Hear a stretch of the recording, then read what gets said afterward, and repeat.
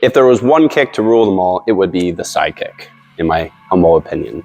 Reason for that is like the side kick just has a smaller surface area that you are hitting with, thus the heel, versus in a round kick or a turning kick, you're hitting with the shin or the top step of the foot, meaning a larger surface area. So maybe you're using bigger muscle groups like your quads and your glutes behind a round kick, but in a side kick, you're using those same muscle groups, but it's in a pressing motion and a smaller surface area to hit with, thus the heel.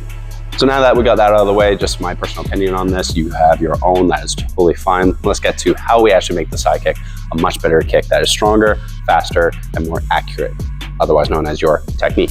Okay, so let's look at the side kick in the stance that we're standing in, which is a side stance with my toes pointed sideways like this. And when I pivot, I'm turning this back foot away so I can dig my toes into the ground to push towards my target. Next, I'm lifting my heel up and I'm pointing my heel exactly where I want to go, trying to line it up with my shoulder and my hip here. This hip here is going to externally rotate while this hip is going to internally rotate, which drives the hip forward almost like a screwdriver effect or drill effect. Like I'm pivoting and turning, pushing towards my target. There's also a little slide that goes on in this. When I pivot my foot, I'm pivoting, but also going to pivot and push off this foot, causing my body to want to slide forward and delivering more mass into that target. Now, when I'm placing my foot on a target to hit it, I want to pull my toes back so that it's directly my heel hitting that target. And if I push my hips behind me, this is not going to be very stable because any force that goes into my leg is going to go out my hip the back. But if I push my hip in line with the rest of my body, that weight goes into my hip and down to the floor on this foot. Remember how I was talking about how the foot is pointing away? That way, when I push and any weight transfer goes back into my body, this is what I recover with. So even if I get pushed away with my kick, I can still launch myself back and catch my balance with that back foot.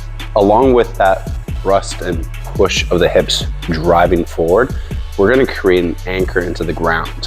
And what that means is this back leg here, we don't want it standing straight up like this. Imagine you're holding up a wall, big wall like so, and you put a pillar like this. So here's my wall, and I put a pillar right up against it, standing straight up. And it's not angled at all, it's just not even dug really far into the ground, it's just standing straight up. And then an exterior force pushes the wall from this side. What do you think is gonna happen to that wall? Well, obviously, the wall is just gonna collapse because what's behind it, holding it up, is not properly anchored into the ground at an angle, it's straight up. But now if we change that anchor point and we put the beam up against the wall and it's anchored like this and dug into the ground, then any exterior force pushing up against that wall, the anchor that's angled is going to hold up the wall.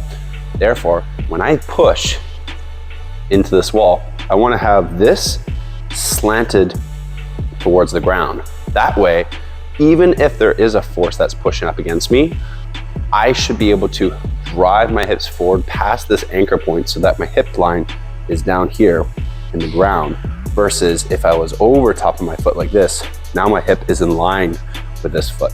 So any force that's pushing it up against my kicking leg, it's gonna send me back. There's one ingredient that is super important to add that extra little bit of pop into your side kick, and it's reaction force. What a reaction force is equal and opposite forces reacting to each other. For every action, there's an equal opposite reaction. So if I throw a kick out, that's the action that's going forward. The reaction is my other leg pivoting out. So I kick with this leg and this one pivots out. But we actually need to be able to do that with the body, the upper body as well. So as I kick, I'm going to take my arms like this and I'm going to pull them back. What that's actually doing is allowing my body to straighten out like this instead of my arms being forward. If my arms are forward, you see how I'm crunching? Instead, if I pull my arms back, it elongates and stretches out my body and my kick. Thus, when I kick, I pull and straighten everything out. Let's test all this out on the bag. So I'm going to stand in my side stance. I'm going to tuck my knee to my chest, and I'm going to lift that heel up. In order to lift the heel, I got to turn this back foot, externally rotating this leg, internally rotating this leg, pushing off this leg, pulling with reaction force, pulling myself closer to that target to get the kick in, like so. Here. And that's about what covers it for the side kick. It's not that crazy hard of a kick, but it is hard to make it perfect or master it. And that's like with any technique. It does take time. It takes thousands, 10,000 kicks to get really good at this. And if you consistently practice every day, you will improve. Just give it time. Work on your strength, work on your speed, do it multiple times over, try to do it different ways, use it in sparring, and trust me, you will get better at this kick. It is a beautiful kick, but it is a precious kick that you got to give a little bit of love and attention from time to time. Just get it better. Okay, I'll see you guys in the next video. Make sure you like, you comment, and you subscribe for more kicks and body mechanics when you're doing martial arts moves. Take care, and I'll see you soon.